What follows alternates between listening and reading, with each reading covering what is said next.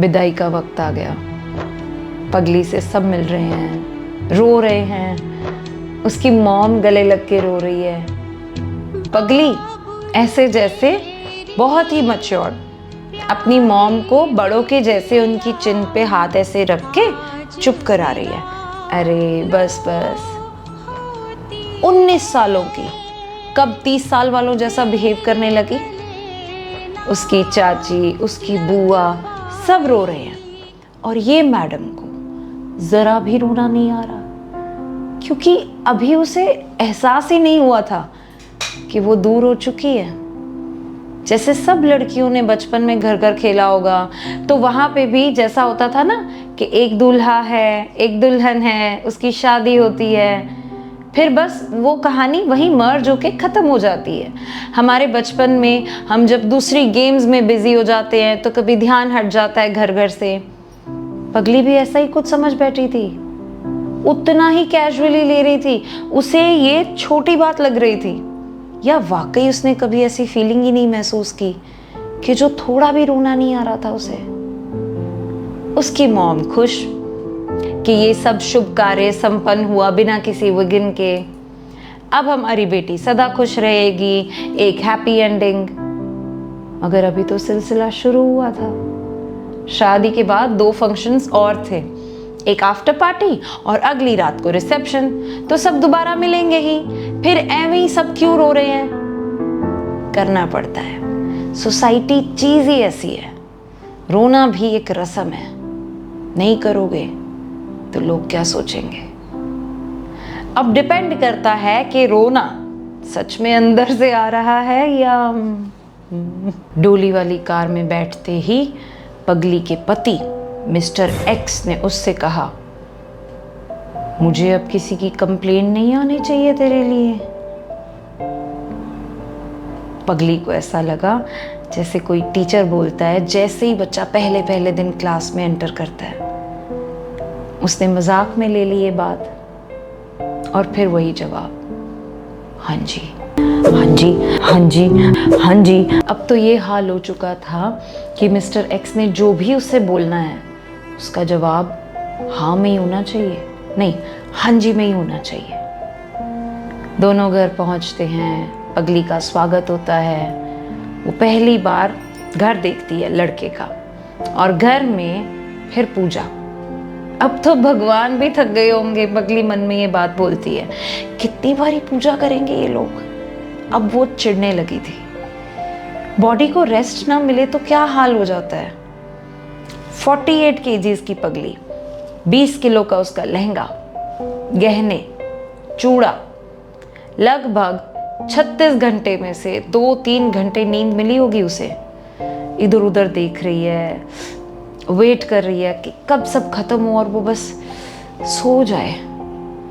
अंगूठी ढूंढने वाली रस्म हुई तो पगली को अब पड़ी नहीं थी कि वो जीते। सब पीछे से बोल रहे हैं, अंगूठी तो हमारा लल्ला ही जीतेगा। कोई भी पगली को हौसला नहीं दे रहा था।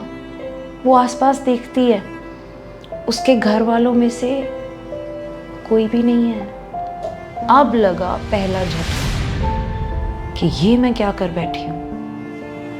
इतना हल्ला मच रहा होता है कजिन्स का, फैमिली का, कि वो थॉट टूट जाता है उसका और वो रियलिटी में आ जाती है। अब जल्दी जल्दी जल्दी करो, आफ्टर पार्टी डीजे पार्टी के लिए लेट हो जाएगा, जल्दी करो जल्दी करो जल्दी करो। आधा घंटा, सिर्फ आधा घंटा रेस्टिंग टाइम फिक्स था। पगली को एक रैंडम कमरे में लेटा दिया जाता है चादर देकर, क्योंकि उसके बाद उसे दोबारा रेडी होना है। वो चादर पूरी सर तक ओढ़कर लेट जाती है। उस चादर के अंदर ना उसे वो फीलिंग आती है जैसे उसकी माँ उसे अपनी किसी ऐसी सहेली के घर लेकर आई है जिससे उसकी मॉम खुद पहली बार ही मिल रही है। दोपहर का वक्त है और पगली को सुस्ती सी हो रही है, क्योंकि उसके पास कुछ करने को नहीं है, कोई खेलने को नहीं है। तो उसकी मॉम उसको ज़बरदस्ती उस आंटी के घर में किसी ऐसे कमरे में सुला देती है जहाँ बहुत सन्नाटा सा है। अक्सर ऐसा पेरेंट्स करते हैं ना अपने बच्चों के साथ, अनजान जगह पर ले जाकर बच्चे को बोलते हैं जाओ खेलो, हमें बात करनी है। पेरेंट्स को इस वक्त ज़रा भी आइडिया नहीं है कि बच्चा क्या महसूस करता है। पगली सेम वैसा महसूस कर रही थी। वैसे तो उसे बहुत नींद आ रही थी, बट अब नहीं आ रही। वो बस आंखें बंद करके लेटी हुई है। एकदम से आवाज़ आती है, बेटा उठ जा, चल रेडी होना है पार्टी के लिए। उस पार्टी हॉल में वो फिर अपनी मॉम से मिलती है। जिस रिजॉर्ट में पार्टी है वो रिजॉर्ट भी लड़के वालों का ही है। घर की बात है, म्यूजिक बजाओ, नाचो गाओ, कोई टाइम लिमिट नहीं। घर आते आते रात के 3 बज जाते हैं। अब फाइनली पगली को नींद मिलती है। वो फिर सुबह 7 बजे एक सेंस ऑफ रिस्पॉन्सिबिलिटी कि बहू हूँ, उठना चाहिए मुझे, ये माइंड में सोच के झटके से उठ जाती है और कमरे से बाहर आती है नाइट ड्रेस में। उसे ज़रा भी अंदाज़ा नहीं था।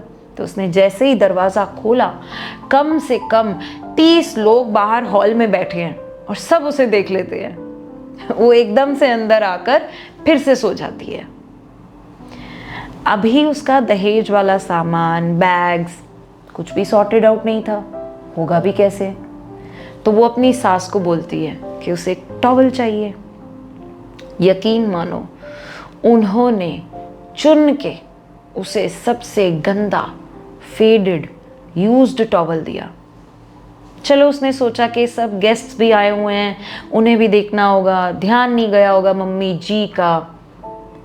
तो वो कल की ब्याही हेल्प कर रही है, सबको पानी सर्व कर रही है, इधर उधर हड़बड़ी में घूम रही है जैसे कोई बहुत जिम्मेदारी आई हो उसके सर पर। My Lord, point to be noted number 12. Learn to walk before you run. आता जाता कुछ है नहीं, बस सेवा करनी है उसे। उसे फिर किसी ने समझाया, बेटे ऐसे नहीं होता, जब आपका टाइम आएगा तब आप काम करना, अभी आप नई नई दुल्हन हो, जाओ रिसेप्शन के लिए रेडी होना है ना, जाओ। लेकिन उसे कुछ समझ में आएगा तब ना। कोई कुछ कहता है, कोई कुछ, और ये मैडम क्लूलेस।